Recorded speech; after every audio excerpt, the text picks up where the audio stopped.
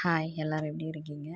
இது அம்மா வீட்டு மாடி மேலே சுத்தி வியூ எப்படி இருக்குது அப்படின்ற மாதிரி தான் எடுத்திருக்கேன். எப்படி இருக்குன்னு மறக்காமல் கமெண்ட் பண்ணுங்கள்.